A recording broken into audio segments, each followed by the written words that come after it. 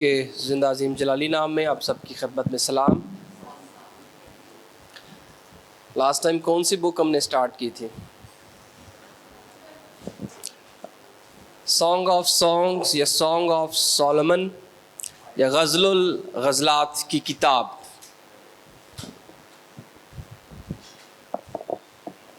بند ہو گیا لیپ top, charging اس کی finish ہو۔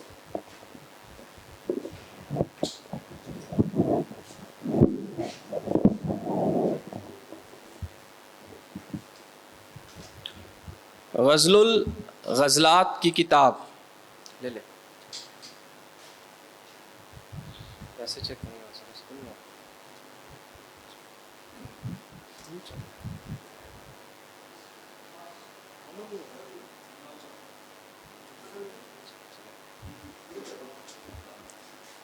گے؟ غزل الغزلات کے بارے میں ہم نے مختصراً اس کا تعارف دیکھا تھا، اس کے مصنف کے بارے میں بات چیت کی تھی، اور ہم نے دیکھا تھا کہ بہت زیادہ مصنف کے اعتبار سے، آتھرشپ کے حوالے سے یہ کافی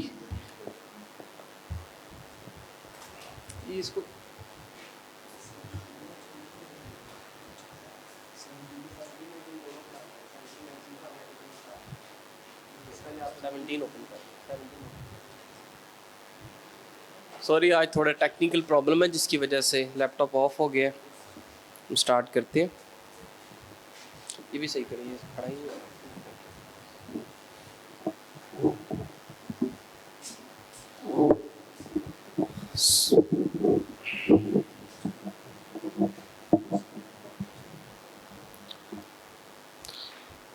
غزل الغزلات کا جو تعارف دیکھا تھا میں ریپیٹ کروں گا تاکہ جو نہیں آئے تھے وہ بھی ہمارے ساتھ اس کو سمجھ سکیں۔ یہ سلیمان کی کہا جاتا ہے، بہت سے سلیمان نے جو تصانیف لکھی ہیں اور جو نظمیں یا غزلیں یا سانگز لکھے ہیں 1005 کے قریب لکھے ہیں۔ بائبل مقدس میں پرانا عہد نامہ ہمیں بیان کرتا ہے، اس میں سے جو سب سے عمدہ اور اعلیٰ پائے کی سانگز یا غزل یا نغمے آپ کہہ سکتے ہیں یا شاعری ہے، وہ غزل الغزلات کی کتاب میں موجود ہے۔ اور اس کے بارے میں نے بتایا تھا کہ یہ ہے کیا، مختلف آراء پائی جاتی ہیں، لیکن اصل میں ہم نے پڑھا تھا کہ یہ قدیم عبرانی رومانوی شاعری ہے، قدیم عبرانی رومانوی شاعری ہے۔ یہ غزلوں کا مجموعہ ہے اور تقریباً 5 غزلیں اس کتاب کے اندر موجود ہیں۔ اچھا، یہ آتھرشپ بھی ہم نے پڑھ لی تھی، سن تصنیف بھی ہم نے دیکھ لیا تھا، ان پر میں وقت نہیں دوبارہ ضائع کروں گا کیونکہ ہم نے آج تواریخی پروفیٹک بکس کا بھی آغاز کرنا ہے، ٹائم نہیں ہے ہمارے پاس۔ اچھا جی، purpose and message of the book کیا ہے؟ اس کتاب کی تحریر کا مقصد یہ ہے کہ ظاہر کیا جا سکے کہ خدا کے ٹھہرائے ہوئے ازدواجی رشتے میں شوہر اور بیوی کے جنسی تعلقات میں خدا کی بھلائی اور خوبی کیا ہے۔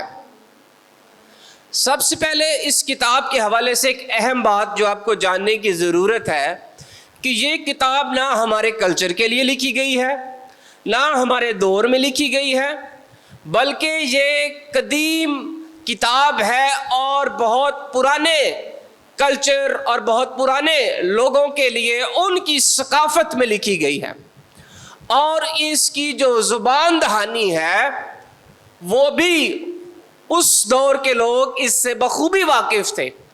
گو کہ ہمارے معاشرے، ہماری ثقافت، ہمارے کلچر کے انفلوئنس کی وجہ سے، سوچ کی وجہ سے آج یہ کتاب شاید بہت سے لوگوں کو تھوڑی سی مشکل معلوم ہوتی ہے۔ میری آج صبح کسی خادم کے ساتھ بھی بات ہو رہی تھی، وہ مجھے یہی کہہ رہے تھے مجھے اس کتاب کا مقصد نہیں سمجھ آتا کہ یہ کیوں بائبل مقدس میں موجود ہے، جبکہ اگر کوئی ہمارا بچہ یا نوجوان پڑھتا ہے تو اس کو یہ ایکسپلین کرنا مشکل ہو جاتا ہے۔ تو پہلے تو میں یہ سمجھنا چاہیے، یاد رکھنا چاہیے، جو پچھلی دفعہ بھی میں بتا رہا تھا کہ یہ الہامی کتاب ہے، اور کوئی بھی کتاب جسے الہامی ڈکلیئر کیا جاتا ہے، جسے یہ بیان کیا جاتا ہے کہ وہ الہامی ہے، یاد رکھیں وہ بہت سے ٹیسٹ پاس کر کے ہم تک پہنچی ہے، ایسے ہی نہیں پہنچی۔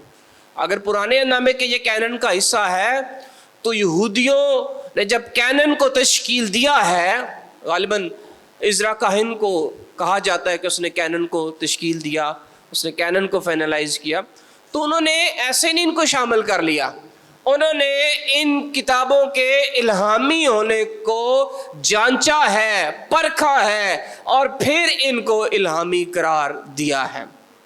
اس لیے ہمارے کلچر میں، آج کے دور میں، ہماری سوچ میں شاید یہ باتیں ہمیں عجیب لگتی ہیں، یہ مشکل لگتی ہیں سمجھنے میں کہ الہامی یا روحانی کتاب میں ان کا شامل ہونا کیوں ضروری ہے یا کیوں شامل ہے، لیکن اس دور کے لوگوں کے لیے اس کا میسج بڑا واضح تھا۔ میں نے آپ کو بتایا تھا کہ عید فصح کی شام میں یہودی اس کتاب کو پڑھا کرتے تھے، اور ان کے لیے یاد دہانی ہوتی تھی کہ یہ بیسیکلی خدا کی اسرائیل کی طرف محبت کی نشانی ہے، کا نغمہ ہے، وہ اس طرح سے کہہ کر اس کو پڑھا کرتے تھے۔ اچھا جی، اور دوسری ایک اور خاص بات، اس کے جو تفسیریں اس پر لکھتے ہیں یا مصنف جو بات کرتے ہیں، کتابوں کے مصنفین ہیں مختلف، یا جو تفسیریں کرتے ہیں، وہ کہتے ہیں کہ اس کا جو کانٹیکسٹ ہے وہ آپ یاد رکھیں کہ یہ within a marriage relationship کے ہے، within a marriage relationship کو آپ سامنے رکھتے ہوئے ان کے بارے میں یہ باتیں لکھی گئی ہیں، اور کہا یہ جاتا ہے کہ سلیمان نے اپنی جو وائف ہے اس کے لیے لکھی تھی یہ کتاب۔ لاسٹ ٹائم ہم نے دیکھا تھا بہت سے آپشنز ہم نے دیکھے تھے کہ ممکن کیا ہے، کن کن لوگوں کے لیے یہ کتاب لکھی گئی، لیکن جو زیادہ جس طرف ہمیں وزن نظر آتا ہے وہ سلیمان اور شولمیت کی طرف ہمیں زیادہ وزن نظر آتا ہے جو لکھی گئی، اور کہا یہ جاتا ہے، خیال پایا جاتا ہے، 100% شیورٹی نہیں ہے، کہ یہ اس وقت سلیمان نے لکھی تھی جب اس کی ایک ہی بیوی تھی، اس کی زیادہ بیویاں نہیں تھیں، اور وہ اپنی بیوی کے ساتھ وفاداری اور محبت میں وفاداری، ازدواجی رشتے میں وفاداری کو بیان جو ہے وہ شاعری کی زبان میں کرتا ہے۔ دوسری بات میں نے آپ کو یہ بھی بتائی تھی کہ تفسیر اور اطلاق میں فرق ہے۔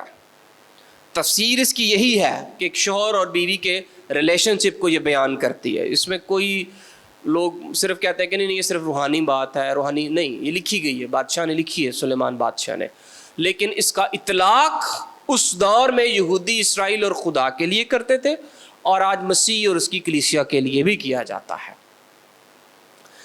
اس کتاب کا اچھا ایک اور بڑی اہم بات لکھی ہوئی ہے پہلے پیراگراف کے آخری بات، اس طرح سے یہ کتاب پیدائش کی کتاب میں موجود مخالف جنس سے شادی کے نظریے کو اور زیادہ تقویت دیتی ہے، یعنی کہ سیکشولیٹی جو ہے اس کو یہ رد کرتی ہے، اور جو ہمیں پیدائش کی کتاب میں خدا ایک قانون ٹھہراتا ہے، ایک مرد اور ایک عورت کا، اس آئیڈیا کو، اس عقیدے کو یہ کتاب تقویت بھی دیتی ہے۔ ہیٹرو سیکشول میرج کو پروموٹ کرتی ہوئی نظر آتی ہے، تقویت دیتی ہے، جیسے میں پچھلے ہفتے سن بھی رہا تھا، آپ سیکھ رہے تھے، جو آپ کی پہلی کلاس تھی، طارق صاحب بیان آپ کو کر رہے تھے اس پر۔ تو یہ کتاب بیسیکلی بیبلیکلی پوائنٹ آف ویو کے ساتھ اس نظریے کو تقویت بھی دیتی ہے کہ خدا سیم سیکس میرج کے خلاف ہے۔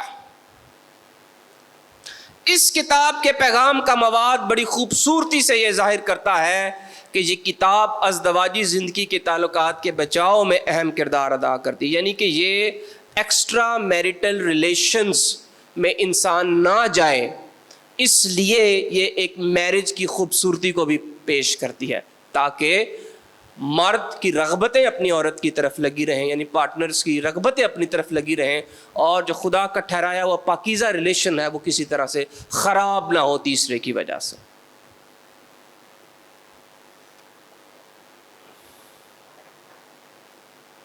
اچھا جی، آگے بڑھتے ہیں۔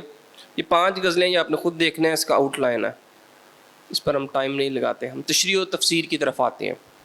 اس کی میتھڈز آف انٹرپریٹیشن کیا ہے؟ 3 لکھے ہیں جو زیادہ مشہور ہیں، بہت سارے انٹرپریٹیشن کے آپشن بتائے جاتے ہیں کہ تشریح تفسیر کس طرح سے اس کی کرنی ہے۔ سب سے پہلا لٹرل اور ہسٹوریکل انٹرپریٹیشن ہے، یعنی لفظی یا تاریخی تشریح۔ اس تشریح کے مطابق یہ کتاب سلیمان کی شولمیت سے ازدواجی محبت کے بارے میں بیان ہے۔ یہ انٹرپریٹیشن یہ کہتی ہے کہ ہمیں صرف اس کے کوئی روحانی مطالب نہیں نکالنے چاہیے، بلکہ یہ ایک سلیمان بادشاہ کی اپنی بیوی کے بارے میں جو اس کی محبت کا اظہار بطور شاعری کے ذریعے سے اس نے کیا ہے۔ دوسری قسم کی جو تشریح ہے وہ کہتی ہے یہ علامتی یا روحانی تشریح ہے، سمبولک، اسپرچل یا ڈیووشنل انٹرپریٹیشن۔ اس کے مطابق یہ کتاب سلیمان کے بارے میں نہیں ہے، بلکہ روحانی طور پر خدا اور اسرائیل کے بارے میں ہے۔ کچھ کہتے ہیں جس طرح لٹرل ہے ہمیں ویسے ہی لے لینے چاہیے میننگز اس کے۔ دوسرا نظریہ یہ کہتا نہیں، یہ روحانی میننگز دیتی ہے، ہمیں لٹرل اس کی میننگ نہیں لینے چاہیے۔ لیکن لاسٹ ٹائم بھی میں نے بتایا تھا کہ صداقت اور سچائی یہی ہے کہ جو بائبل بیان کرتی ہے اس پر ہم ڈٹے رہیں۔ ہماری عقل، ہماری سوچ اس کو قبول کرتی ہے یہ نہیں ہے، معاشرتی طور پر ہماری ڈیولپمنٹ جو ہوئی ہے وہ شاید اس کو نہ انڈرسٹینڈ کرے، لیکن ہم نے اس کے پس منظر میں جا کر دیکھنا ہے کہ اس کی امپورٹنس یا اس کی تفسیر اور تشریح اصل میں کیا ہے۔ تو یہ میرے خیال سے جو تیسرا جو آپشن ہے روایتی تشریح، اسی لیے اس کو کہتے ہیں ٹریڈیشنل انٹرپریٹیشن، کیونکہ زیادہ تر علماء اس پر آتے ہیں۔ یہ کہتے ہیں کہ یہ تشریح سلیمان کی اس کی بیوی کے لیے لفظی اور تاریخی محبت کو ہے، اس میں کوئی دو رائے نہیں ہے، یہ بالکل درست بات ہے، لیکن اس کے ساتھ ساتھ یہ بھی بیان کرتی ہے کہ یہ کتاب خدا اور اسرائیل کی محبت اور دور حاضر میں مسیح اور کلیسیا کی محبت کو پیش کرتی ہے۔ ٹھیک ہے، لکھی تو سلیمان نے ہے، اپنی وائف کو مد نظر رکھتے ہوئے اپنی محبت کا اظہار کیا ہے، لیکن یہ اس کی روحانی وجہ یہ ہے جو پیغام ہمارے لیے رکھتی ہے وہ یہی ہے کہ اس دور میں اسرائیل اور خدا اور اسرائیل اور اب مسیح اور کلیسیا۔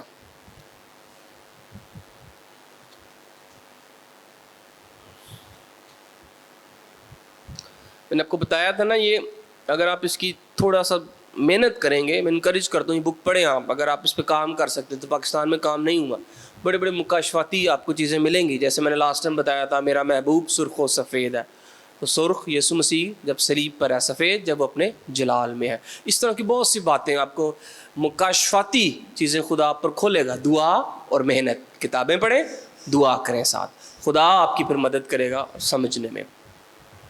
کچھ بھی بائبل میں ایسا نہیں ہے جو آپ کو سمجھنا ہے، کیونکہ یہ سمجھ جانے کے لیے آپ کو دیا گیا، سمجھانے کے لیے دیا گیا نا آپ کو، کچھ نہ کچھ پیغام ضرور رکھتا ہے آپ کے لیے، لیکن اس کے ساتھ ساتھ آپ کی محنت بھی خدا چاہتا ہے۔ محنت کریں اور دعا کریں، خدا کوئی ایسی مشکل بات نہیں ہے جو خدا آپ کو نہ سکھا سکے۔ اچھا جی، زیادہ تر جنسی تعلقات کا اس کتاب میں ذکر ہے، جس کی وجہ سے اس پر سوالات زیادہ اٹھائے جاتے ہیں۔ اس کتاب میں 4 چیزیں اینڈرو ہلٹن کی کتاب سے یہ میں نے لی ہیں کہ کیوں لکھی گئی ہیں، سیکشول چیزیں یا سیکشول ریلیشن شپ کے بارے میں یا جنسی تعلقات کے بارے میں یہ کتاب کیوں بولتی ہے۔ سب سے پہلے آپ کو انڈرسٹینڈ کرنے کی ضرورت ہے، جو میں نے کانٹیکسٹ آپ کو سمجھایا تھا کہ یہ within the marriage relationship ہے، اس کا کانٹیکسٹ، اس کا سیاق و سباق کتاب کا، اور خدا کی نظر میں یہ ایک پاکیزہ رشتہ ہے۔ آدم اور حوا جب تک گناہ نہیں کیا تھا تو ان کو محسوس نہیں ہوتا تھا کہ وہ ننگے ہیں، یہ برہنہ ہیں، یہ انہوں نے کپڑے نہیں پہنے ہوئے، ڈانکا نہیں ہوا۔ جب گناہ آ گیا تو اس نے یہ پہچان بخشی کہ وہ اپنے آپ میں شرمندگی کو محسوس کرنے لگے۔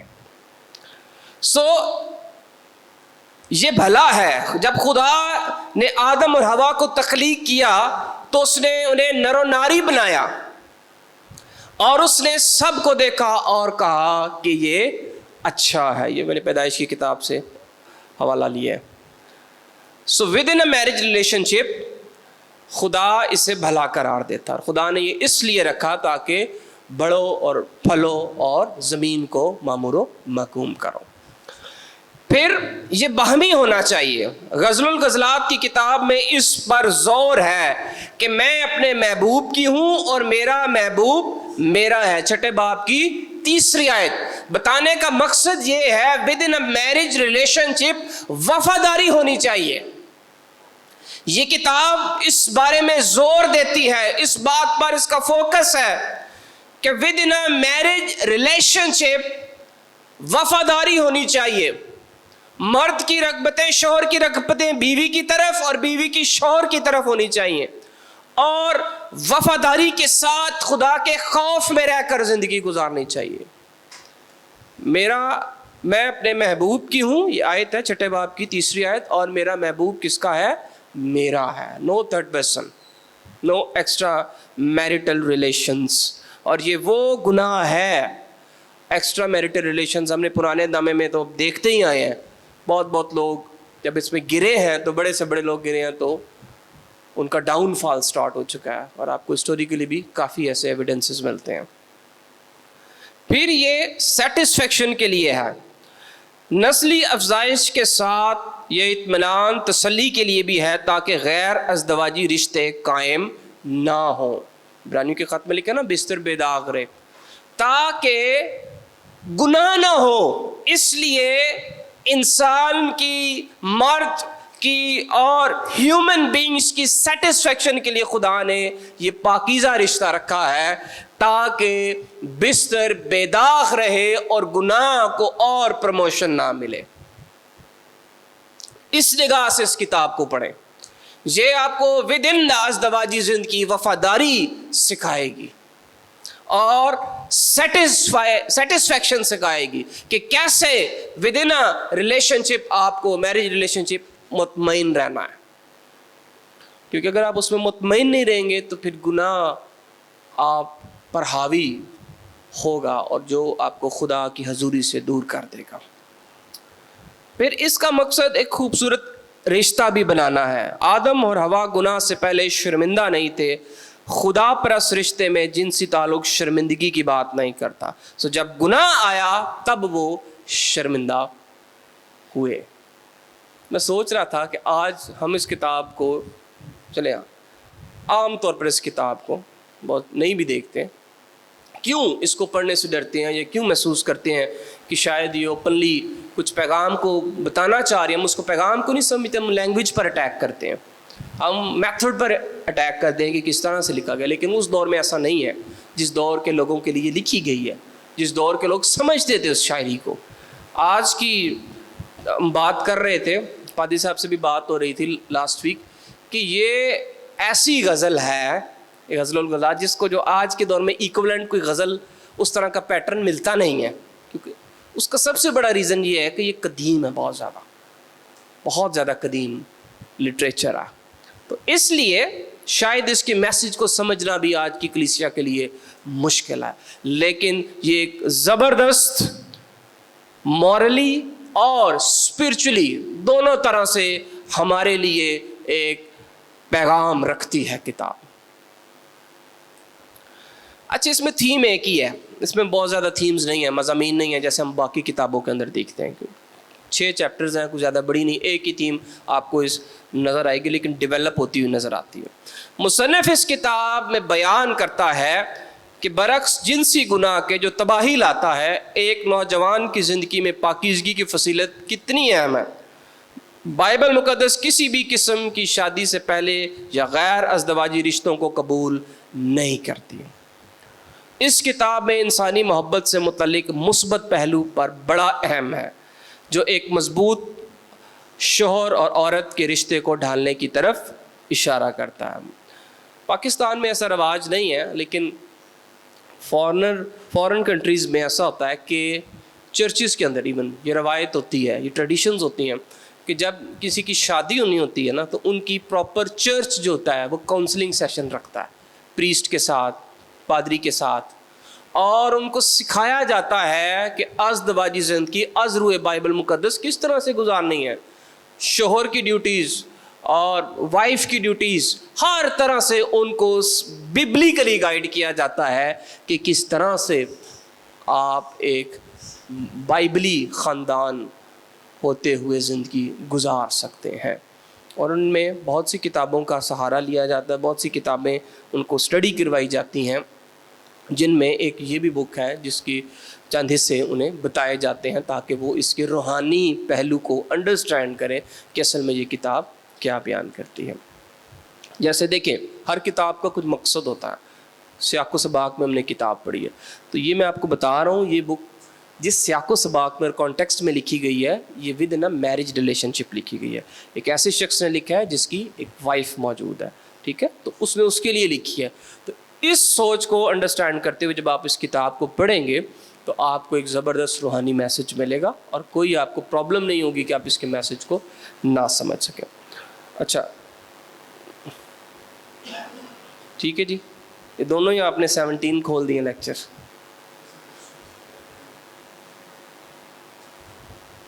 اگلے 16 منٹ میں ہم پروفیٹک لٹریچر کا انٹروڈکشن پڑھیں گے. جی مل گیا، تھینک یو.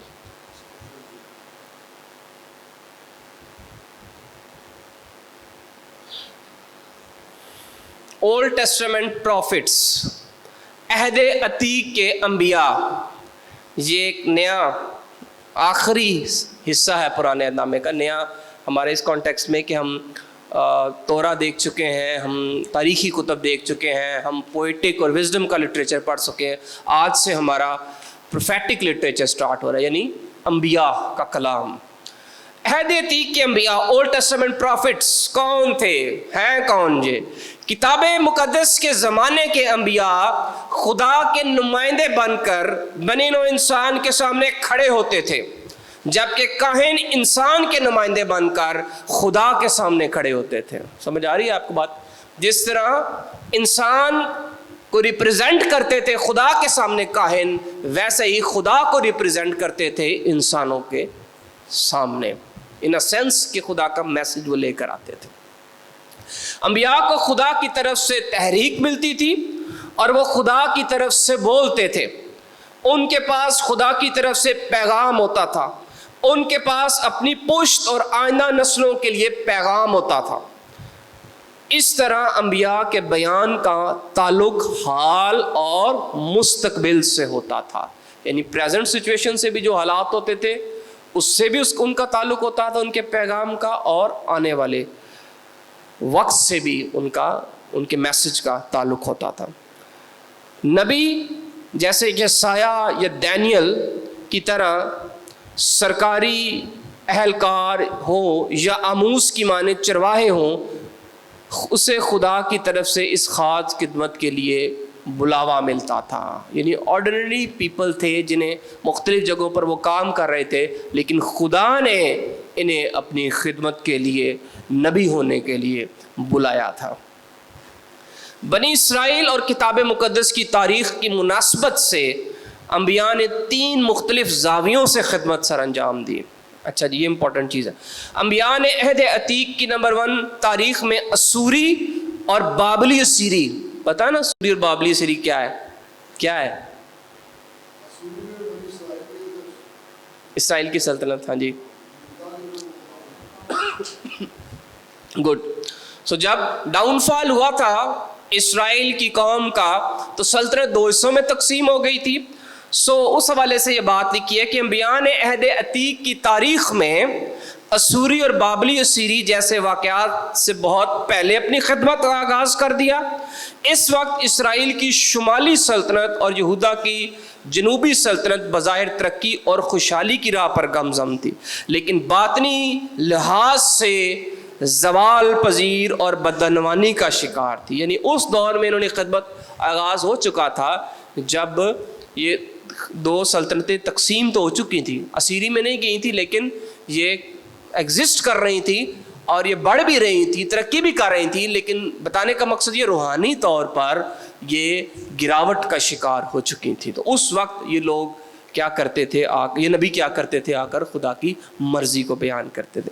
ابھی تک جو ہم نے پڑھا ہے نا، سارا سٹوری ہم نے اسرائیل کی دیکھی ہے، انہی کسی وقت میں یہ وقتاً فوقتاً آتے رہے ہیں نبی، جو ہم ابھی دیکھیں گے ان آج کی کلاس سے آگے بڑھ کر. سو وہ جو ہسٹوریکل ایک ٹائم لائن میں نے بنائی تھی وہ وہیں پر ہے، وہ ختم ہو چکی ہے. اسی کے اندر مختلف اوقات میں یہ نبی آئے ہیں اور خدا کی مرضی کو ظاہر کرتے رہے ہیں.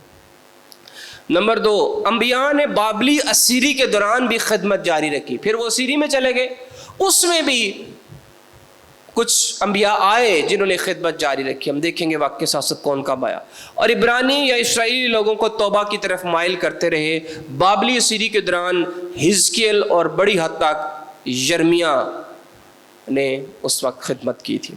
پھر اسیری کے بعد آپ کو پتہ ہے اسیری کے بعد کون کون آئے تھے؟ آپ بتائیں. میں نے آپ کو بتائے تھے 3 نبی، 3 انبیاء بتائے تھے. اسیری کے بعد ہم نے جب نہمیہ اور عزرا اور آستر کی کتاب پڑھی تھی تو میں نے 3 آپ کو نبیوں کے نام بتائے تھے. کون سے تھے؟ یہ پڑھے نیچے آخری لکھا ہوا ہے. حجی، زکریا اور ملاکی کا تعلق اس دور سے ہے جب یہ اسیری سے واپس آ چکے تھے اور بحالی کے لیے کیا کر رہے تھے؟ کام کر رہے تھے. سو بتانے کا مقصد یہ ہے، جو ہم نے تاریخی طور پر ایک ٹائم لائن پڑھی تھی، واقعات پڑھے تھے، اسرائیل کی تاریخ پڑھی تھی، انہی ادوار کے اندر کہیں نہ کہیں یہ نبی آتے رہے ہیں اور خدا کی مرضی کو ظاہر کرتے رہے ہیں. اچھا جی، یہ تو ہم نے پروفٹس کے بارے میں پڑھا تھا. بنی اسرائیل میں نبوت کے بارے میں آپ پڑھیں گے. اسرائیل میں نبوت کیا تھی یا کیسے ہوتی تھی؟ تو 2 طرح سے ہم اس کو ڈیوائیڈ کرتے ہیں سمجھنے کے لیے. پہلے کو ہم کہتے ہیں pre classical prophecy, pre classical نبوت. پری کلاسیکل پروفیسی کا جو ترجمہ اسلم ضیائی صاحب نے کیا وہ انہیں کہتے ہیں غیر لکھاری نبی. وہ ان کو یوں ترجمہ کرتے ہیں کہ مجھے کوئی مناسب نہیں لگ رہا تھا غیر لکھاری پری کلاسیکل کا، تو میں نے اس لیے پری کلاسیکل نبوت ہی کر دیا. وہ ٹھیک ہے کہ ان میں سے کچھ نبی، سارے نہیں لیکن کچھ ایسے ہیں جنہوں نے نئی تحریریں لکھی، جن کی تحریریں نہیں لکھی گئیں، تو اس لیے ان کو غیر لکھاری بھی کہتے ہیں. ان میں وہ موجود ہے. لیکن بیچ میں موسیٰ ہے تو میں اس لیے نہیں ٹائٹل لکھا. موسیٰ کی ہم پہلی 5 کتابیں پڑھ چکے ہیں، اس میں لکھی ہیں، ہم اس کو کیسے غیر لکھاری کتابوں میں شامل کر سکتے ہیں، تو اس لیے میں نے نہیں لکھا. زیادہ تر ہیں جنہوں نے نہیں لکھی اس فرسٹ کیٹیگری کے اندر. اسرائیل کی تاریخ کا آغاز ہی سے نبی رہنمائی کے لیے خاص اہمیت کے حامل تھے، آتے رہے ہیں شروع سے، آغاز سے ہی. موسیٰ کی قیادت کی فضیلت اس کی نبوتی خدمت کی وجہ سے بھی تھی. اس کے بعد قاضیوں کے دور میں دبورہ نبوتی قیادت کرتی رہی. موسیٰ کے بعد بادشاہی دور سے پہلے سیموئل اسرائیل میں نبی کی زبردست مثال ہے. بادشاہی نظام حکومت سے پہلے کی نبوت پری کلاسیکل نبوت کا ایک مرحلہ تھا، فرسٹ سٹیج تھا آپ کہہ سکتے ہیں. یعنی جو بادشاہت کا دور کب سے شروع ہوا تھا؟ اب تو آپ کو سوچنے سے پہلے یوں بتانا چاہیے مجھے کب شروع ہوا تھا. ہاں جی، ساؤل کے ساتھ.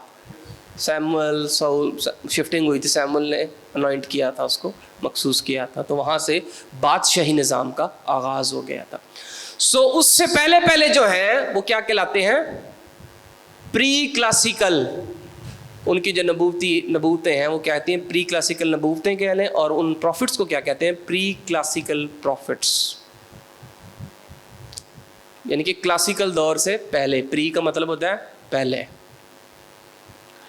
جب سیموئل نے ساؤل کو بادشاہ مسا کر دیا تو نبی کا کردار یعنی رول بطور بادشاہ کا مشیر بن گیا تھا.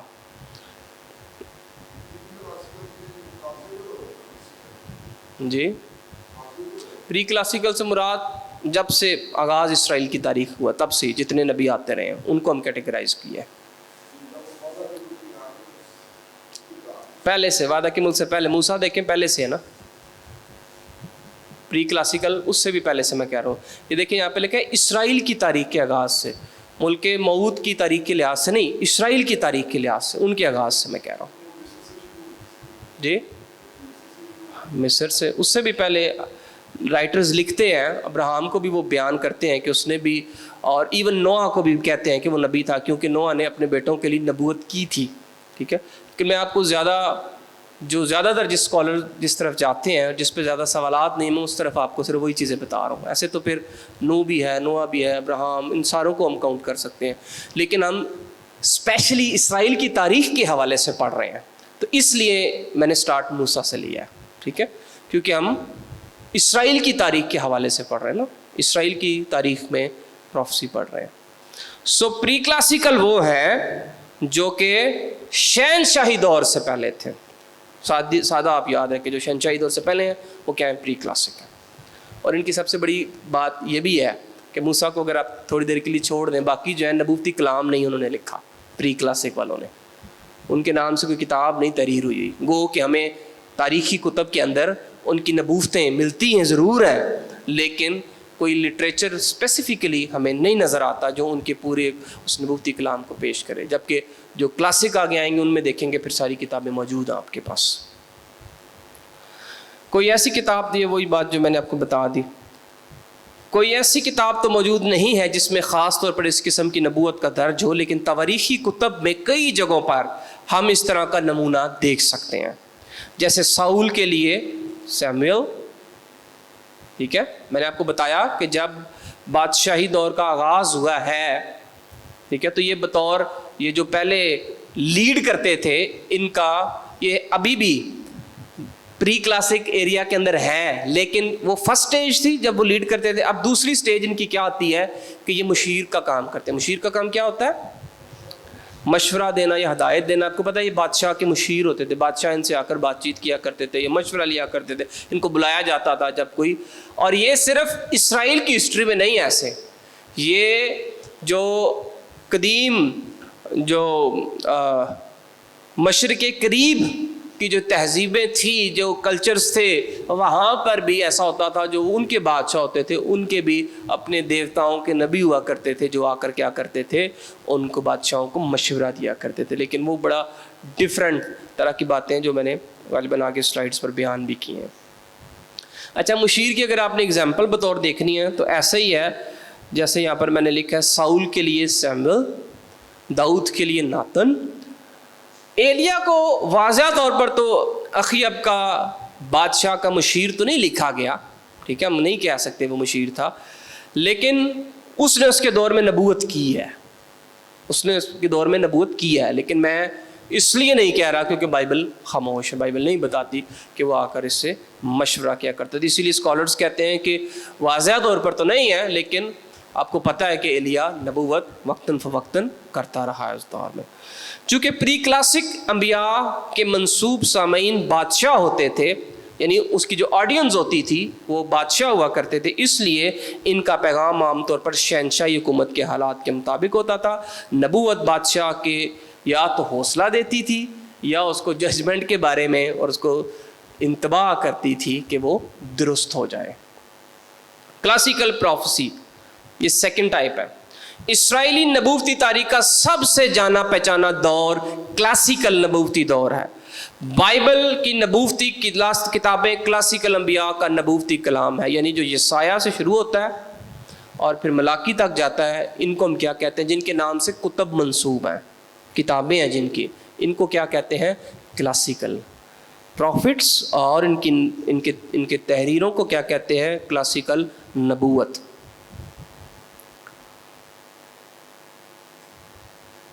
کلاسیکل نبوت کا آغاز 8ویں صدی قبل از مسیح میں یوربام ثانی یا دوئم کی دور میں ہوا، جب وہ شمالی سلطنت یعنی اسرائیل کی سلطنت پر دور حکومت کر رہا تھا. شمالی سلطنت میں سب سے پہلے آموس، یعنی جو دو سلطنتیں بٹ گئی تھی نا، شمالی اور جنوبی، ایک طرف اسرائیل کی سلطنت تھی ایک طرف یہودا کی سلطنت تھی. تو یہ جو کلاسیکل نبی تھے یہ مختلف دوروں میں ان دونوں سلطنتوں میں آتے رہے ہیں ان کی رہنمائی کرنے کے لیے. تو اسرائیل والی جو سلطنت تھی ان میں سب سے پہلے کہا جاتا ہے آموس اور ہوسیا نبی، اور اس کے ساتھ ساتھ اسی دور میں یونا بھی آیا تھا کسی وقت میں. ایگزیکٹلی نہیں بتایا جاتا کہ یونا پہلے آیا تھا، لیکن کہا یہی جاتا ہے کہ یہ تینوں اکٹھے ہی اس دور میں آئے ہیں، یونا، آموس اور ہوزے.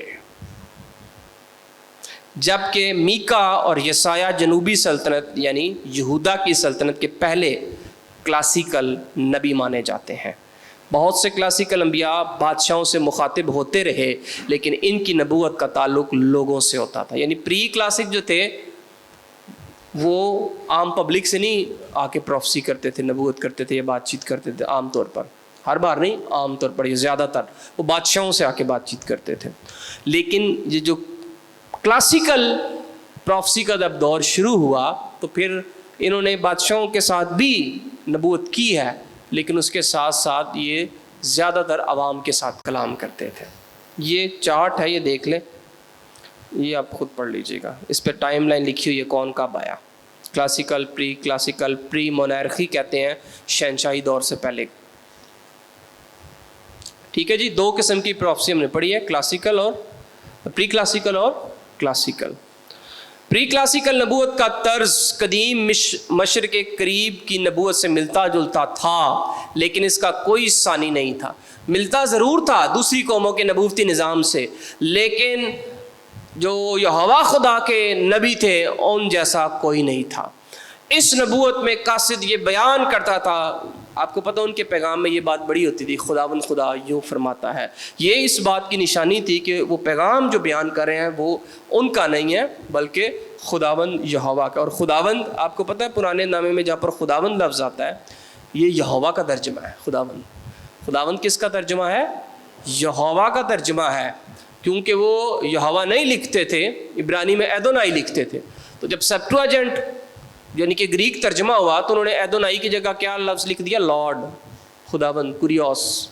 तो उर्दू ने फिर खुदावंदी तर्जमा कर दिया। तो याद रखें, पुराने अहदनामे में जहाँ पर खुदावंद लफ्ज़ आता है उसका मतलब ये है कि यहाँ पर ये यहोवा लफ्ज़ है। तो जब ये कहते हैं ना खुदावंद खुदा यूँ फरमाता है, यहोवा खुदा यूँ फरमाता है, तो इससे अथॉरिटी और इख्तियार मिल जाता था उनके मैसेज में और उनके पैगाम में। अच्छा जी, नबूवती पैगाम की इकसाम है।